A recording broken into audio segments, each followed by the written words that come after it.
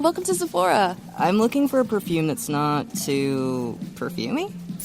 I got you. Serum moisturizer or moisturizer serum. Let's get into layering. My concealer is making me look worse? Sounds like the wrong shade. Let's get you matched. There's only one store that really gets what you're going for. Get beauty from people who get beauty. Only at Sephora. Hi, Let's get you a basket.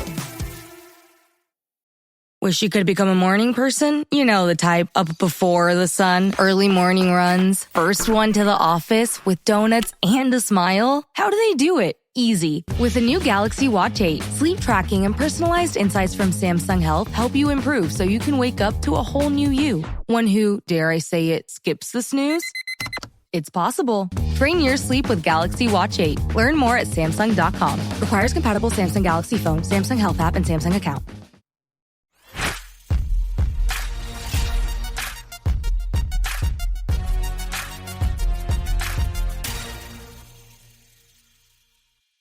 What is going on, everybody? Ryan Leary here with William Tincup. You're already laughing at me. I don't know why, but you're laughing at me. What's going on? With you, not at you. Always with you. Yeah, this is the BARF. This is the look at the week that was, so you could be prepared for the week that is.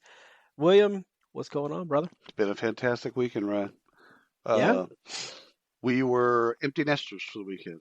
So Van was off doing something, Henry was off doing something, and Michael and I got to sit around and watch college football. So it was Question fantastic. is, did you talk to each other? Periodically, we would check in with each other, mostly around someone getting up to go to the kitchen. Yeah. Hey, grab me a slice of pizza there. That's usually the discussion. Hey, while you're up, if you can, all right, cool. Yeah, when we get those moments, we don't really talk. We're just kind of like, let's just not talk to each other. No. It's all good. But Eagles won today, so that... Congratulations. Oh, man, I feel like we need a cheering sound effect or something because 100%. I never know with these guys anymore. So, so somebody asked me, do we actually record the show on Sunday, or we just say, hey, it's a beautiful Sunday morning? No, we Sunday. record. The Eagles won. Now, yeah. And Cowboys haven't played, so I'm not completely disappointed. we could be recording this on Friday and just filming different beginnings. 100%. That would take a lot of work. I'm not sure that I we feel would like I do need that. a newspaper to hold up. Ryan, how many shows are we up to on Work to Find? Oh, we are at 18. Okay. Right? 18 now? Maybe by the end of, maybe by the next week we'll be at 20? We will be. We should be. If we're not, then we didn't do our job. That's right. It's exciting because, the network is expanding, which is awesome.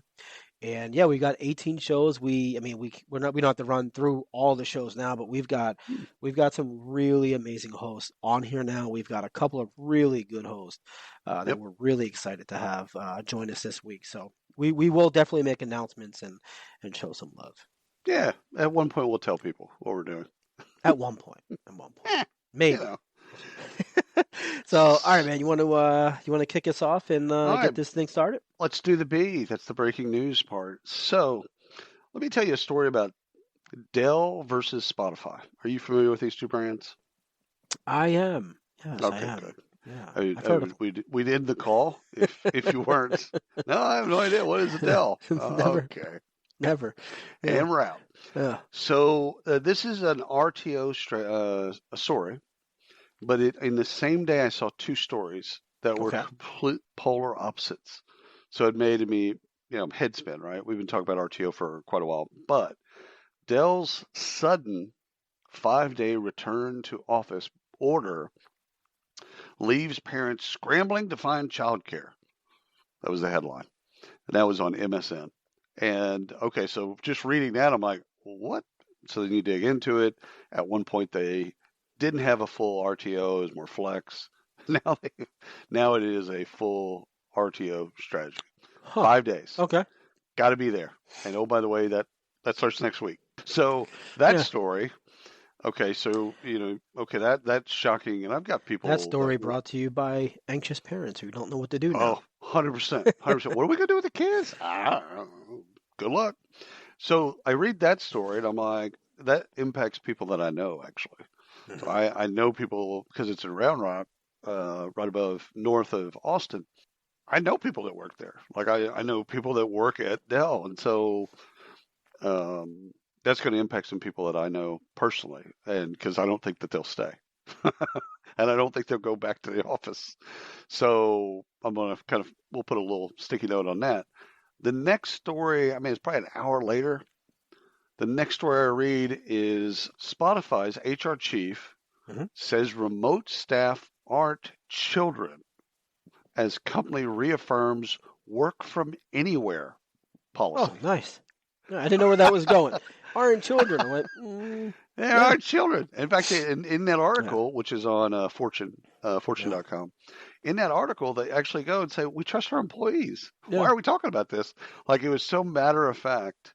It's like, why are we already did this bit. Why am I doing a presser on this? Like, what's the point?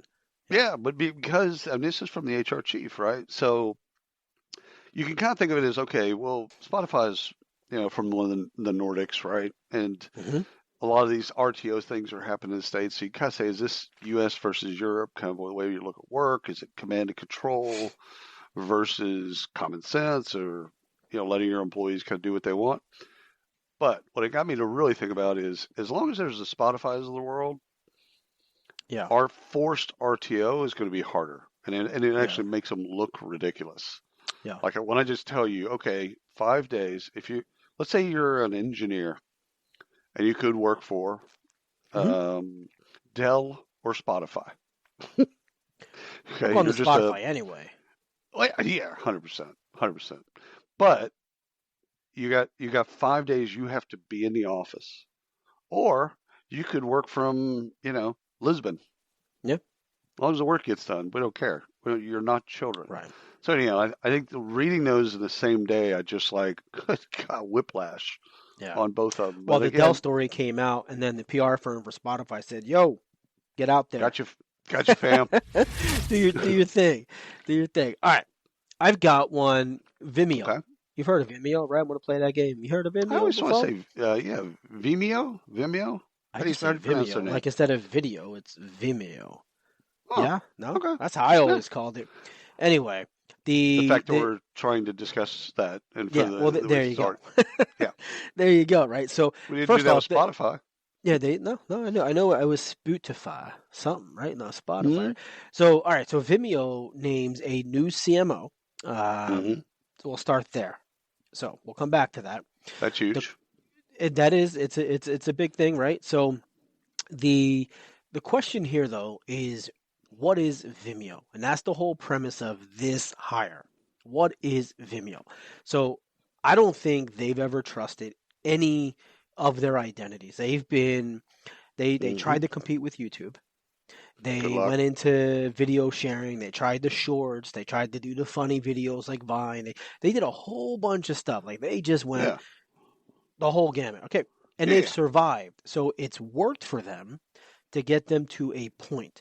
But the market confusion on these guys is absurd. No one ever knows what we're in this space, right? And we don't use Vimeo. We didn't even think about using Vimeo. Huh. Doesn't come up. Yeah, it doesn't even make sense. So anyhow, they hired a new CMO, which is good, right? So they've been in the space. They're coming into the work. That's the whole thing. They're coming into the workspace. But I want to read you a quote. This was from the CMO. Vimeo is like your cool cousin who went to LA and is thriving, making movies or something, but you hadn't heard from her in a while. This is the deal, right? So Vimeo, they've done their thing. They've built their audience. They got a name. Yeah. Just don't know what it is. Now it's time to change. Well, anyway, what they're doing is they're coming into the workspace. So they're focusing now on business video, hosting for businesses and corporates. I thought they were doing already. I didn't realize this is something. So it's an enterprise. It's an enterprise product. Yeah. I thought they've been doing this thing for forever. But anyway, seeing them compete with YouTube was painful to watch. That was actually really going up against them is like they're just gonna win. All right, let me pitch this story to you. With college costs high At least 8 states now offer tax credits or deductions for employees that contribute to work, for employers that contribute to workers' 529 accounts. So let's think about that in a different way.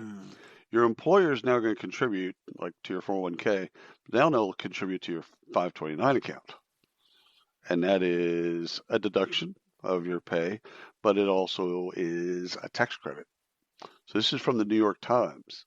So this is, to me, it's a great recruiting and retention benefit for those who have kids. Like if you're young in your career, you don't have kids, that's not a benefit. No one cares. Right. But if you do have kids and you're thinking about your kids going to college, then it is a benefit. It would be a benefit that you'd use. Because again, just like with your 401k, you take money out, maybe they'd match, or each one of these states does a little bit different. But it's the 8 states that do it are Wisconsin, Pennsylvania, congratulations, Arkansas, Colorado, Idaho, Illinois, California, Nebraska, and Nevada. Hey friends, Marnie Robbins here, host of Vibe Makers, a podcast now on the Work Defined Network. Look, we all know workplace culture doesn't come from a slide deck. Gross. It comes from people. So on Vibe Makers, I talk to the folks shaping the experience of work from the inside out. The HR and people ops folk, founders, leaders, and misfits building culture through small bets, big beliefs, and a whole lot of trial and error. No fluff. Well, maybe a little fluff. But mainly just candid talk about what happens when you stop duct taping your culture together. Come check us out. Listen to Vibe Makers wherever you get your podcasts. So kind of a random mix of states. So not all of an East Coast, not all South, like truly weird mix of places. And they do it differently. So for the audience, they go about tax credits and deductions differently, but these are the 8 states that actually do it. Right. Anything that helps you get money. 529, baby. Yeah.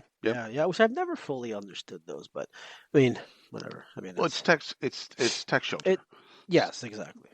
That's the big. I mean, you're basically putting money aside for your education, kids college, right?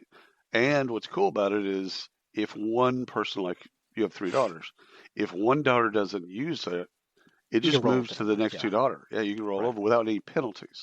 Right. So there you go. There you go. Got real quick. Aluminum. Before I forgot to mention who the actual CMO was of Vimeo. I just said the CMO.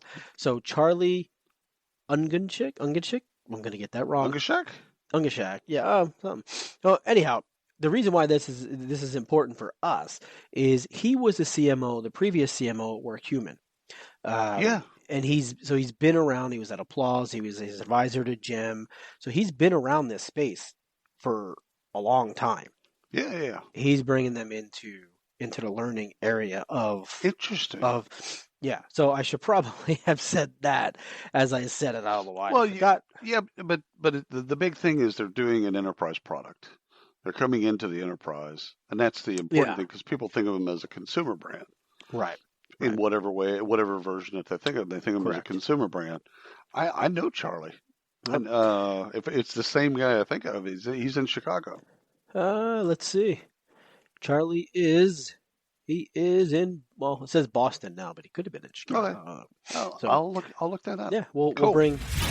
All right, what do you got? Try to get Charlie on here. Okay, so talking of CMOs, I have another CMO hire. We should get like a hire bell, like a ding ding. Jody Kaminsky, who has been in this space for a very, very long time. She is the brains behind what was once Ultimate Software, which is obviously now UKG. So she has been in this space for a very, very long time. She is now going over to iCIMS. So she is now going to be the new CMO at iCIMS. And, if you need any, and I think this is pretty significant for iCIMS. It's going to be a good hire for them. If you have any doubt of who this woman is and what she has done, just go to LinkedIn. Look at her profile. It is just off the chains. Her announcement's got, I think it's over 300 now. It was at like 270 something earlier. Yep. Of just her ability to not just grow a company, but lead people. and support her teams and grow marketing within an organization. So I think this is going to be a big win for iSims. I know they've 100%. struggled at some points, and this is, I think this is the hire that gets them to the next level. Well, yeah, she's a professional marketer. She is. Seen it all, done it all, been through a huge merger, taken a company public. Like, okay, there's nothing that's going to be daunting for her. I would stop saying long time. That's a lot of experience. Yeah. Well, let's just stay there. You know, she's got great experience. Let's not talk about how old she is. Jody, I said nothing of the sorts. I didn't mention any of that. What is long time mean? Next story. Congratulations, right. Jody. Let me pitch you this story on Home Depot. So from an internal memo from the Home Depot CEO, Ted Decker, starting in the fourth quarter, which would be now of 2024, all corporate employees, including senior management and remote workers, will be required to complete an 8-hour shift at one of their company's retail stores every quarter. Wait, so corporate employees go into the store to see on the ground what's up. No, they got to work.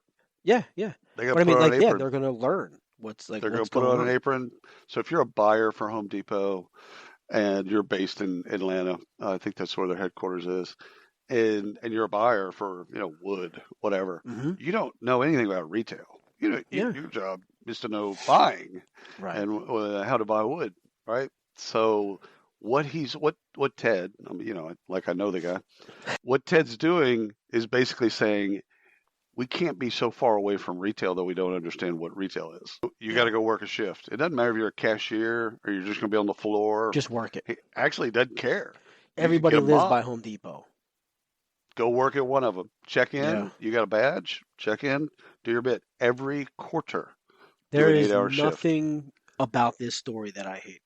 Absolutely nothing. I know. I kept reading it and going, now, are they just going to kind of check in and then go to the break room? Yeah. No, they're going to let them, because you know what? And let's use your wood story as an example. Yeah. Put those purchasing people or put somebody in the lumber department, because the way they store their lumber is absolute shit. And you go to the store and you're spending $14 for a 2x4 that's like warped like a smile on your face. There are better ways to store this stuff. Like, it's a pain. I'm glad there's Lowe's and Home Depot next to each other all the time, because I have to go back and forth. It is so, yes, put people in the lumber department, please, and let them see the amount of money that you're losing. I think it's great. I mean, I think you're right. I think the buyers of those fans or whatever the light bulbs or whatever the bid is, they'll go and work their sections. And they'll just be like, this is not on modular. What the hell? I didn't approve this. These things are all wrong. Yeah. What are you doing? You know, it's so for obvious reasons. Yes, learn the business. But I also think, and this could be me, but I also think this is going to instill pride in that person doing their job. 100%. Seeing because they walk into a store, damn well the people in corporate from Home Depot, Lowe's, these big retail giants walk in to say, yeah, I made that purchase. That's my stuff right there. Now they're going to work with it. And I think that ultimately helps. I think it's genius. If you want to learn more about the stories on Forbes, so Forbes.com, but I think every retailer, especially a large box retailer, should look at this policy and go, yes, we're going to go ahead and copy that. So good for them. I love it. All right. I've got one here that I think is amazing. So Mr. Beast, we talked about Mr. Beast. I know. A little bit ago, right? Yep. They had a hiring guide. Well, I don't know. It was a leaked memo or letter. It was, but you dubbed it how to hire Gen Z. To hire Gen Z, right? And so, now his company has acquired a company called Vouch, which is a content creator job board. Oh, interesting. Genius. I think this is absolute genius. So, I look at this and I think, this is his world. He is the king of this world. Any content creator or creative talent that wants to be Mr. Beast, that just wants to get that much, which 0.5% of what he's built is going to feel almost obligated to Wasn't get he worth on like to 700 million? something 750 or something. Yeah, like he It has was a built crazy number. an empire. Yeah, and so these content creators, they're gonna want to be here. Like this is it. This is actual. This is a thing. I don't think this is something. Oh, he acquired a job board for creatives. It's another. No, No. just him acquiring this is going to drive tens of Dude, it's thousands of creatives. He's going to be on YouTube just talking about it. Just talking. I mean, the Gen Z thing that we reported on a couple of weeks ago is a playbook on how to recruit and retain Gen Z. It all makes sense now. It was now it does. He is going to be on the stage keynoting at HR Tech or Unleash or one of these shows very soon. It'd be very smart of Transform or Sherm or any, like they said, to get him to speak. I don't know if they could afford him, quite frankly. I would say this will be the first time a vendor gets paid to speak. Yes. Because he's technically now a vendor. But they wouldn't think of him as a vendor. No, but it would be pretty funny. Yeah. Oh, yeah. So, I think this is an amazing play. I think this is one I want to watch. I think this changes hiring in the creative space once they get moving. So Indeed should immediately purchase him. Oh, welcome to the space, Mr. Beast. Welcome to the space. Didn't he have candy bars too? He does, yeah. What are they called? When your investors, customers, and workers demand more from your business, make it happen with SAP. The AI-powered capabilities of SAP can help you streamline costs, connect with new suppliers, and manage payroll, even when your business is being pulled in different directions. To deliver a quality product at a fair price while paying your people what they're worth too, so your business can stay unfazed. Learn more at sap.com/uncertainty. Mint is still $15 a month for premium wireless. And if you haven't made the switch yet, here are 15 reasons why you should. 1, it's $15 a month. 2, seriously, it's $15 a month. 3, no big contrast. 4, I use it. 5, my mom uses it. Are you playing me off? That's what's happening, right? Okay, give it a try at mintmobile.com/switch. Upfront payment of $45 for 3-month plan. $15 per month equivalent required. New customer offer first 3 months only. Then full price plan options available. Taxes and fees extra. See mintmobile.com. This is Mr. Beast. I don't know. I've seen him. I kind of feel like a lot of that stuff is gimmicky. Like, let's just put it out and see what it's a money grab, right? It's a money grab. It's a bit. I think they're called D's nuts, actually. D's nuts or something. Yeah. Look, this guy knows what he's doing. He can get away with that shit. He can get away with that. All right, let me pitch you this story. According to the National Alliance on Mental Illness, the decline in productivity as a result of depression and anxiety in the workplace costs the global economy $1 trillion. And Americans won basically $200 billion. It's 192.3, but seriously, what's 17 billion? So in lost earnings a year. You can find this study. It's on NAMI, National Alliance of Mental Illness.org. And it tells you all the mental health by the numbers. So it slices by industry, by state. It does all kinds of cool. So you can see the industries where mental health is well. You can see where it's not right. So if you're interested in mental illness and mental health, as I look through it, and I was looking and reading the articles and looking at the study, it's pay me now or pay me later. So if you pay me now, essentially you put benefits in place that help with mental health. Okay, so that people are productive. So you don't lose as much productivity. Or you pay later in lost productivity. So as an employer, you're paying one way or another. Whether or not you do something or you don't do something. This is where we've had so many conversations with people about this, and I think this is where we get into that kind of that split, that conversation where it's like, this is a business decision, right? You don't have to care. You really don't need to care. Nope. You're a business. You're in it to make money. I get it. This is your decision, right? Like, provide these benefits for people. 1, they stay. 2, they're going to seek you out because people need these benefits. And 3, you're going to make money off of it, right? Like, now that aside, a lot of companies feel like it's not really our place. Like, we're going to offer, here's our benefits package that we have, take it or leave it. It's not our space to pamper and to customize and to do this. Well, those are going to lose. I get it. If the argument was, hey, you know what, we're not gonna care necessarily about your mental health. What we're gonna do is pay you more. Mm-hmm. And if you want to invest money in mental health therapy, etc., then you make that decision. Now, that would be a very interesting argument and kind of a discussion of saying, you know what, we're not going to make the investment. We're going to make the investment in your salary and total comp. But not many people are going to take it and invest. They're just going to. People are so far behind. They're going to blow it on every. I mean, paying the electric bill too, right? I mean, like, they're so far behind, like that. They should be paying more, and providing, right? You know, but I get it. Can't always do that. But there you go. Yep. All right. So Indeed sues ZipRecruiter. Okay. I saw this. I read it a little while back. Actually, there was conversation or articles about this back in like the fall time frame last year. But so anyway, so Indeed filed a lawsuit against ZipRecruiter, alleging that the company used advertising and marketing campaigns to poach their customers. And I want to get this right, so I'll read it here. So Indeed made a change, essentially, with free job postings no longer being free. But that's not necessarily the case. There's a nuance to that. I'll get to that in a moment. But anyway, so they're saying that ZipRecruiter went and ran a campaign and said, hey, they got rid of their free job postings. Come over here. Okay.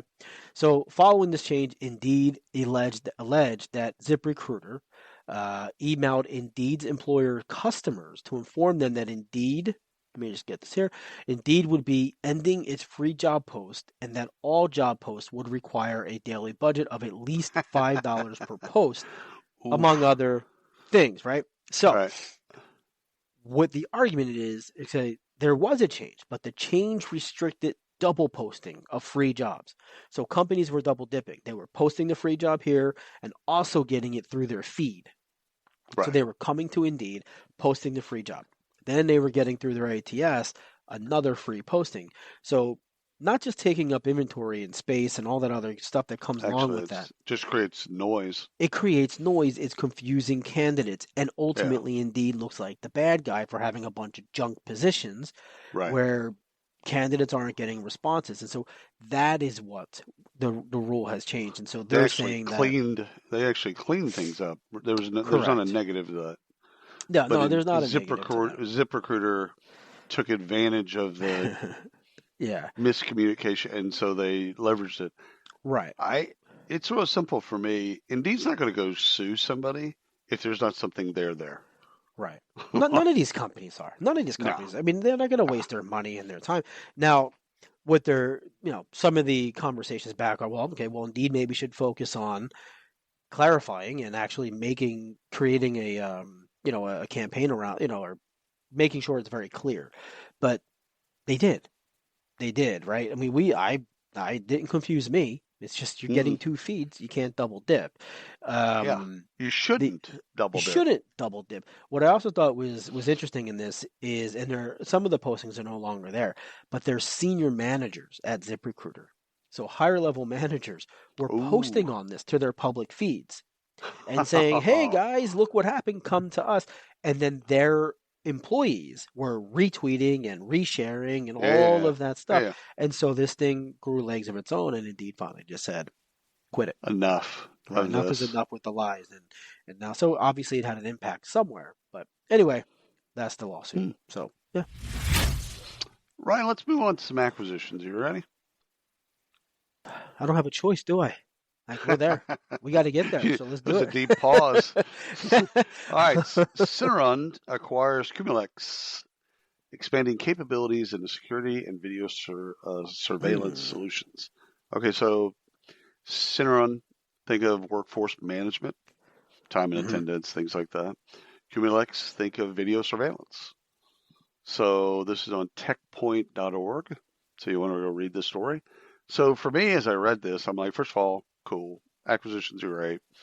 Consolidation of marketplace is great. But what could possibly go wrong when you have workforce management software now with video surveillance software? So what made me think of is facial recognition time clocks, which there's nothing wrong with that. No, It's I don't just think so. it's just kind of a different way to think of workforce management. Yeah, So yeah. I mean, why not? congratulations to both companies. Use your phone to open it up with your face. Why not time clocks? 100%. Why not AI? Whatever. I that stuff doesn't bother me. I don't know. I never understood the. I mean, as long as the government's not surveilling me. I mean, look, if you're stealing shit and you're a murderer, yeah, okay, You just but fair. whatever. You Anyhow, deserve what you get. yeah. So Guild, remember Guild? Like, I I mean, do. obviously not remember them. I mean, like they're a Yeah. force, right, in the Right. business here. So they acquired a company called Nomadic Learning, and they're launching Know what they're them as calling well. a talent, and they're calling it the talent advantage. So, for those that don't know, Guild's been in the industry for well, not really a long time, 2015, right? So that's 9 years, I guess. It's long enough. But they're, if not the most, they are right there, neck and neck, as being one of the most dominant players in this space. Now, Nomadic has been around since 2012, so a little longer. But what's interesting here is I wasn't able to find any funding on them or anything like that. So I'm kind of feeling like maybe it's a bootstrap company all the way through. Anyhow, Guild has raised over $600 million over the years, and they've crushed it. They've just dominated. So anyhow, I like this one. Learning's critical. What happens when employees behave badly? Boy, we could do an entire TV show, maybe a Netflix special on that. Well, Ryan and I sat down and recorded episodes for FAMA, and we asked practitioners, give us your most outrageous story. The sales leader that brings cocaine to work, whatever. Just bring us the outrageous, and it is funny. So if you need a laugh, which we all do from time to time, search for workplace misconduct wherever you get your podcast, and you'll find it. And trust me, you will laugh and cry, but you'll definitely laugh. All right. Thank you. And I mean, look, most companies are just targeting skills or just learning. So this allows them to get into the capabilities game. And this is something I think is really nice. I think anybody that cares about skills, you've got to figure out how to deploy skills. So getting people to learn, assessing where they are, all that stuff. Okay, all that makes sense. But at one point, you've got to deploy learning and skilling. And so I think it's a great acquisition for both companies. So congratulations. Yeah. All righty. AI company TransPerfect, awkward name, acquires Paybooks Technologies. The acquisition lets Paybooks expand its global presence and benefit from extensive R&D resources. This was built in nyc.com. Great resource, by the way. This is a strategic acquisition. So an AI company purchases a core HR platform, and they're with the goal of going global. So this is one of those situations where instead of the payroll platform buying an AI company, it's just the other way around. Right. Same goal, and that's to go global with payroll. Which payroll and being global, not a bad thing. Yeah. So okay. So I've got one here. This is the company called The Best Answer, which it's actually a really cool domain. It's thebestanswer.com. Cool. Yeah. Kind of like that. That's pretty nice.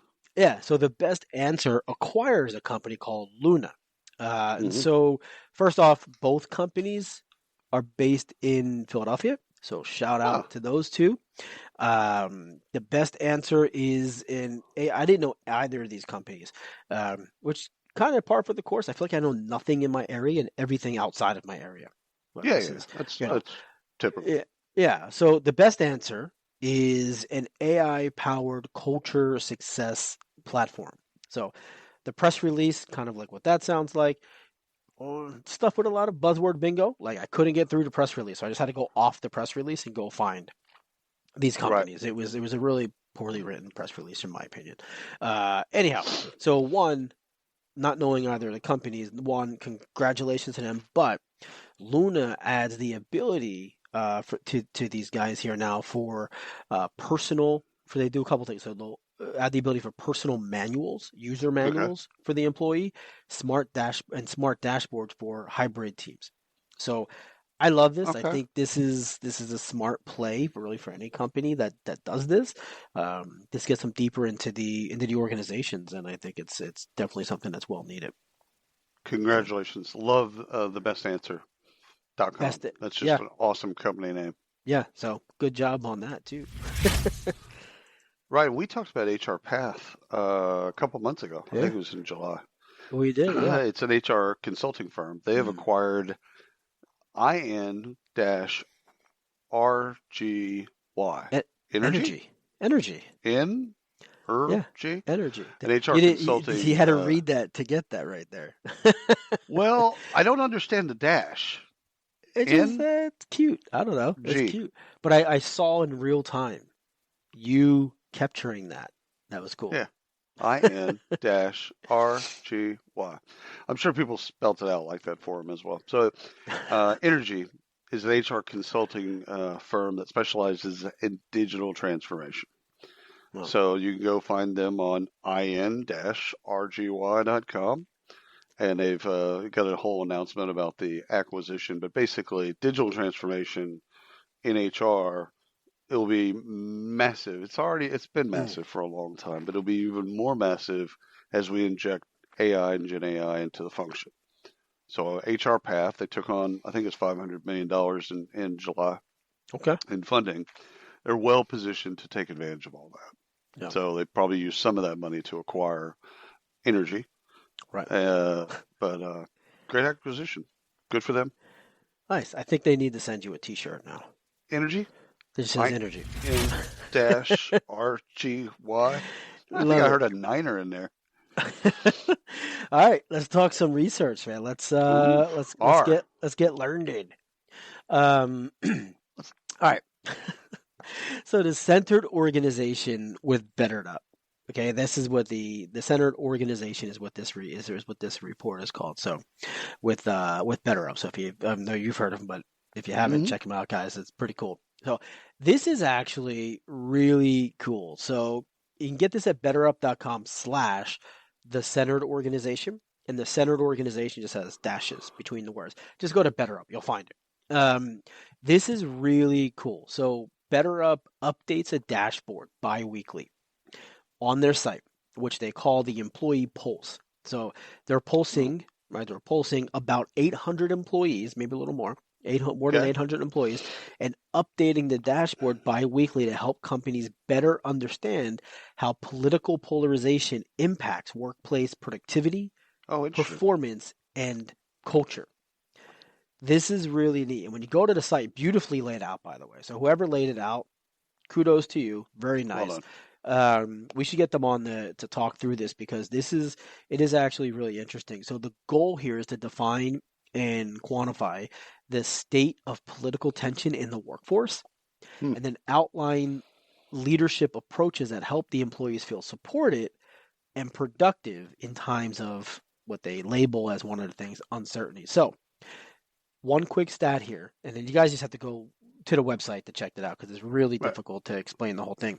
The impact on a 10,000 person company in the run up to November in an election year and potentially beyond that, of course, is estimated to be $900,000 a week.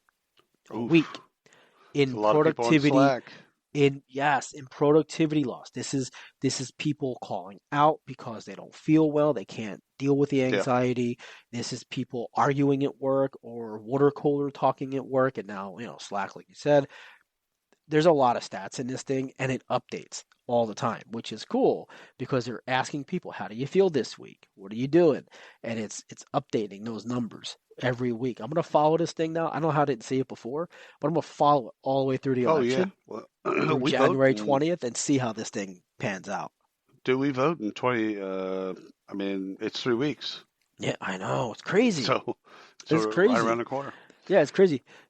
But check it out, because this is actually pretty cool, and I'm gonna work to see if we can get these guys on here. All right, Ryan, let me tell you about a study that is fascinating.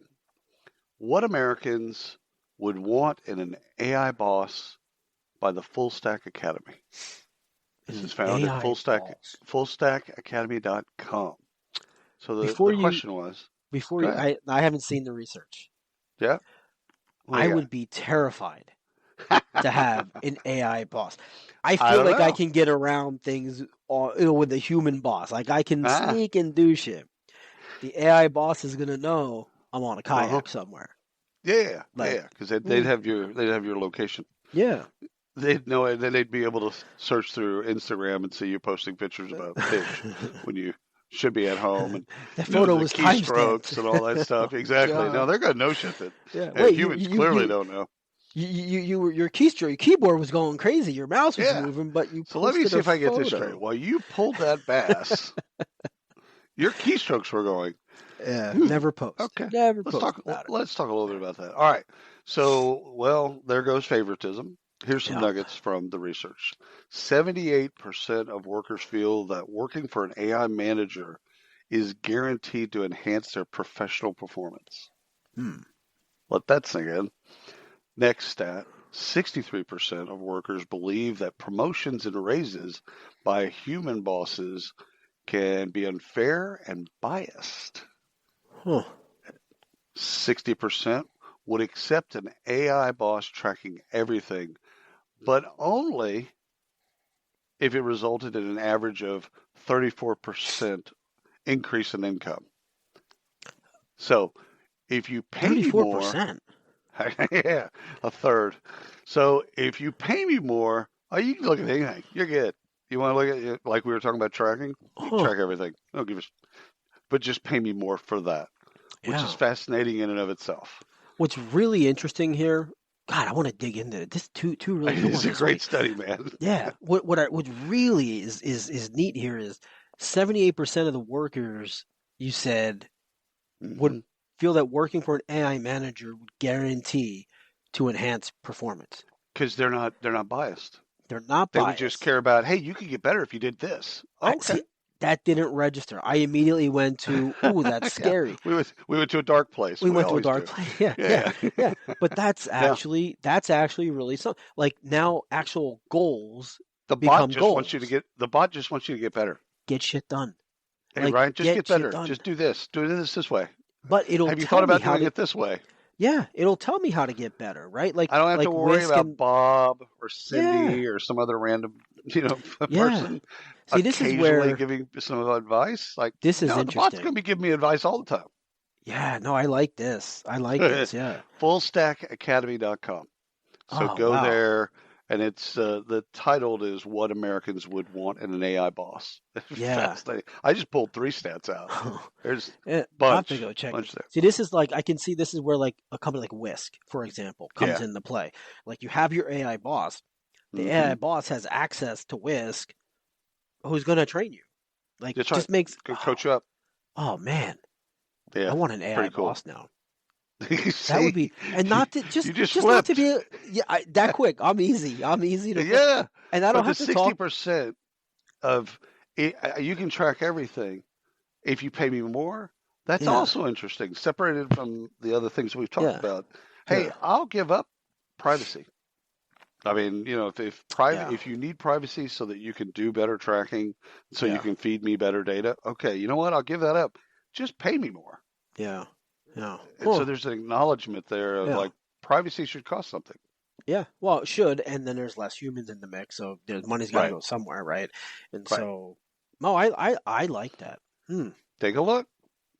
That is interesting. I want to get I wonder if we can get an AI boss for us. I bet you. Oh man. Could you imagine building an AI boss and just sticking it in a company like this, small company? Just sticking it in.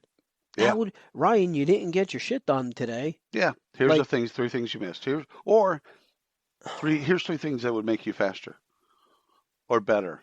So if it's based on work life, if it's calibrated for work life, it's like, hey, listen, you don't need to work 7 hours today. Oh man. You can get these tasks you can get into this and do it this way, and be done by 4. Huh. Like, I'm gonna look around. okay. If anyone has an AI boss that's out there, a platform, send it. Send a link. I wanna check this thing out. Oh, that's 2 good ones. I don't think I can get better than that. But all right, so I got one more here. AI right, skills do at it. work. This comes from Indeed Hiring Lab. This is the second Indeed thing today. Cool. Indeed Sponsor. Hiring Lab. So AI skills at work. So this research was by Indeed Hiring Labs, obviously, Right. but it looks at the potential for Gen AI to replace human skills across 2,800 job-related abilities. So before everyone says, it's another survey, another research on it, we know we're going to get replaced. Not this. That's not that. So Right. this is based on current state and doesn't say when. It doesn't say when these statements of outdated skills and abilities Right. are going to be moved over to automation. They didn't do that. My best guess, 2035. I think we need 10 years to really kind of hone in on this. But Yeah. here's a short list that it finds that while AI it finds as AI excels at providing theoretical knowledge. I think you probably used that term with me once. It's very theoretical. It struggles with problem solving on a hands-on Right. basis. We know this, right? That's why I'm giving it 10 years. Anyhow, 3 metrics. 68.7% of skills were rated as unlikely or very unlikely to be replaced by AI. Okay, so that I read that as 70% of the job force, the workforce, is going to be okay. 28.5%, so 28.5% could potentially be replaced in the future with AI, and physical tasks are a major barrier, with 54% of skills that need hands-on execution not ready for Your that. plumber's right? still got to run the snake. Yeah, plumber's got to run the snake. They're going to have to. Now, I could see a plumber bringing in a little thingy to go in and cut the pipe and solder the pipe and all of that stuff. They don't even solder most of these guys anymore. But yeah, no, absolutely. And it was really interesting. But it got me. Well, and with AI could know that the data from your location and know clay pots, steel pots, steel pipes, etc. Right. What do you have, and then be able to triage faster. Right. So that same plumber, they still got to run the snake, but now they're doing it with some intelligence. Right. You don't have to call experience. 811 to dig anymore. That's right. It's gonna have it. So, no, you can't. You got wires 13 inches down. Don't go. Sorry, things can't like do that. Yeah. So anyhow, that was it. Nothing cool. crazy. All right. This is the last one for research. 2024 State of Workplace Empathy by Business Solvers report on belonging and connectedness plummet. Despise employees citing greater awareness of corporate DEIB initiatives. This is at businesssolver.com. This is their report. So we've talked through the last 20 weeks or so about, okay, this looks bad. Tractor Supply and Harley Davidson. Okay, everybody's kind of cutting back. Okay, this is not going to be bad. So we kind of knew this was bad. This report actually tells us how bad it is. Oh. So I need you to close your eyes for a moment. You ready? Closed. That's you, Ryan, not the audience. Oh. Good. Oh, my eyes were closed. You just made me open them now because I haven't responded. Closed. I'm closed. 87% of HR professionals say it is easier to recruit a more diverse workforce in a hybrid or remote workplace. Check. Second one, 83% of CEOs say an equitable and inclusive culture is harder to maintain in a hybrid or remote workplace. So open your eyes. Okay, So I was falling asleep for a moment. As you should. So HR is saying, hey, it's easier if we have remote and flex and hybrid and in the office and all that stuff. It's almost 90% easier to do it if we have these things. And you have almost the same amount of CEOs say, it's harder to build an equitable and inclusive culture. It's harder to maintain by having those different types of workplaces. Is that a product of, and serious question, no, but I mean, is it a product of the CEOs being so far disconnected from the workforce that Yes. they don't understand the workforce, or is this 100%. yeah, and I get it. Their job is to make money. Get that. I understand Yes. that.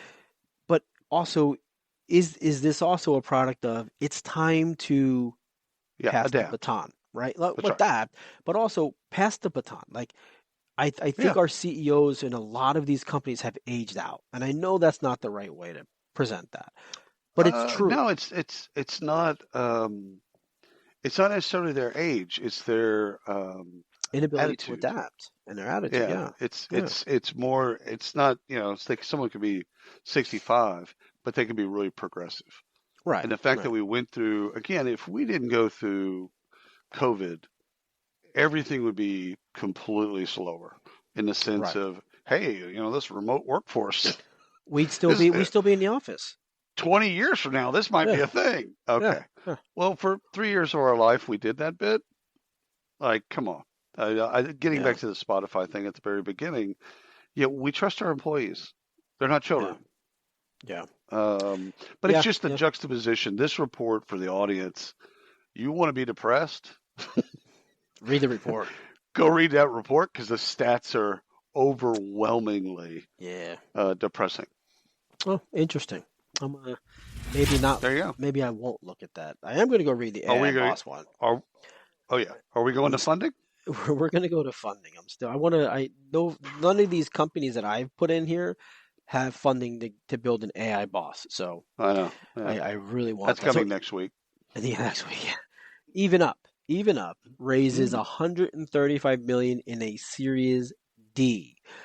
So first off, this brings the company total funding to about 235 million. The funds are going to be used to expand operations and its AI workflow.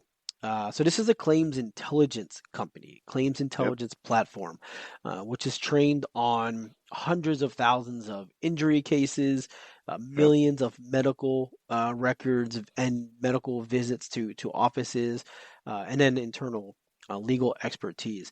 This is a really interesting one for me. Because it's taking something that I think it's a great example of company taking something that's extremely difficult and historically required 90 years of schooling, right, and practice to really understand. Exaggerating, but maybe not. But here's how it's being used. So, case managers and attorneys, case preparation and negotiation preparation. Yep. Firms are using it for executive analytics, and attorneys are using it as a settlement repository.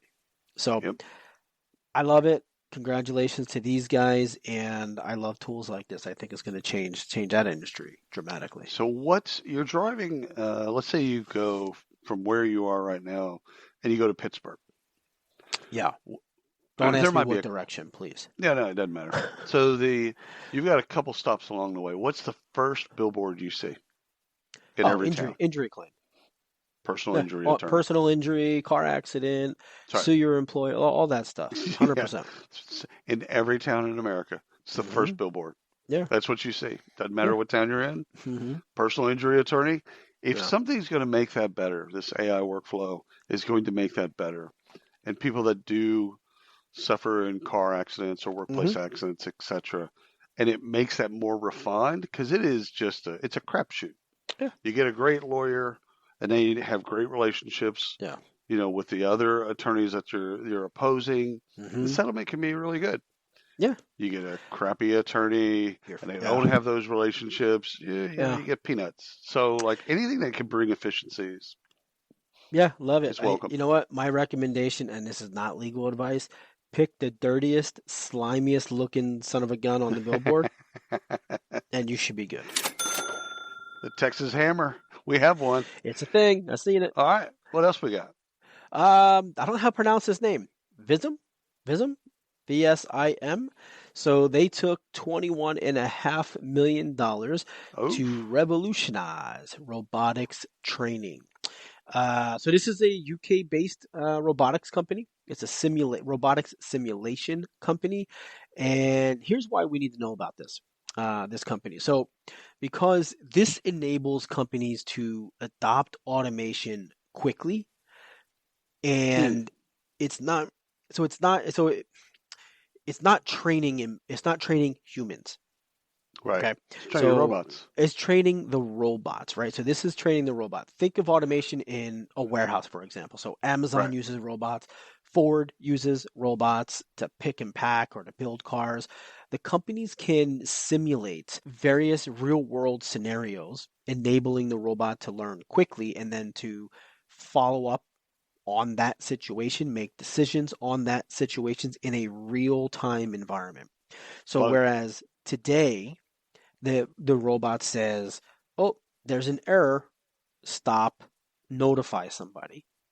And then that somebody comes over and they have to then fix the issue. The robot will be able to make the decision. "Oh, we're out of stock. Order. Here's a replacement part. I'll see, get it, replacement because it's an upgrade or whatever."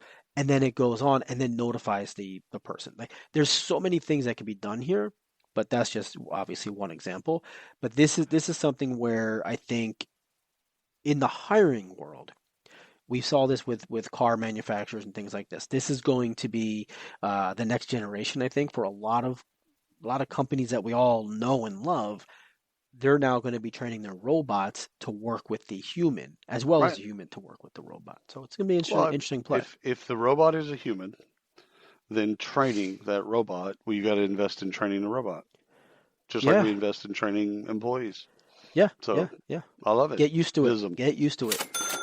All right, building Radar, the next generation software platform that automates construction industry sales workflow, has raised 7 points. So let me, techfundingnews.com. You can learn more about building Radar. It's fascinating, but let me read this to you. The platform's revenue engineering capabilities have helped over 150 companies across the construction industry, boosting sales conversion rates and driving over $2.6 billion in sales pipeline.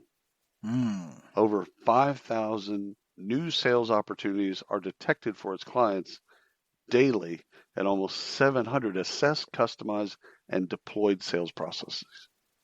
Wow. So, mind-blowing, because this is AI. This is a company that's basically using AI to help find prospects and then tailor your sales efforts to those prospects. They're doing it in the construction industry, but come on now. This can be used anywhere, yeah. It can be used So this anywhere. is like finding bidding opportunities or government contracts, local government contracts that you generally wouldn't hear about, demolition projects and they're already doing it. In cement.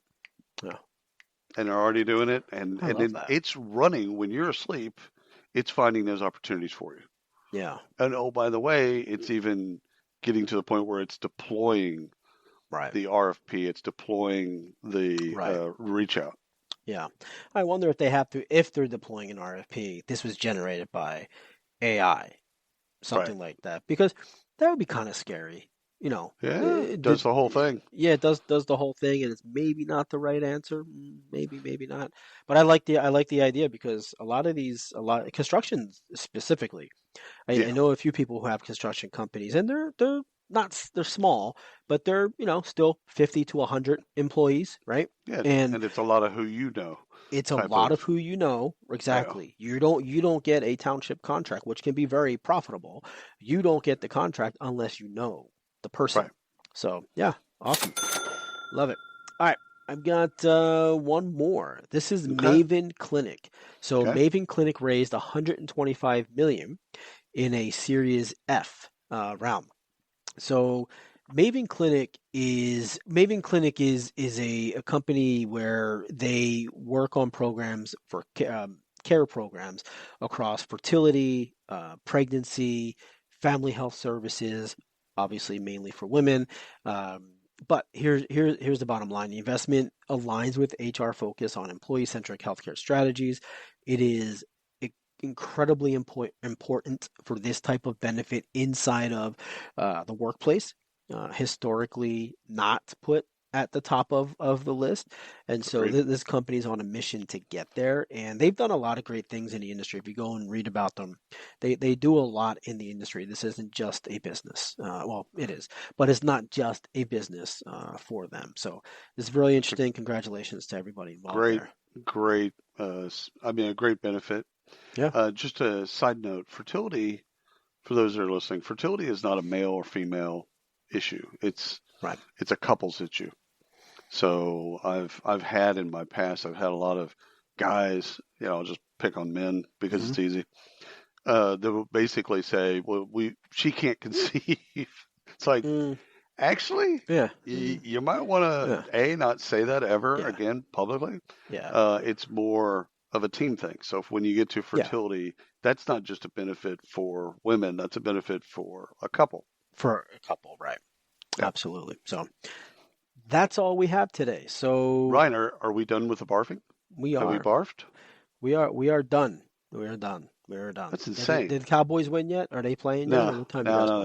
Let's not look. I would be depressed. Yeah. All right, man. This has been fantastic. So if you're still listening, watching, please like, subscribe, give us a rating. We love getting rated. If it's good, if it's bad, don't tell me I'm bad. Yeah, don't do that. Tell him he's bad, not me. I'm good. Yeah. Anyhow, till next time.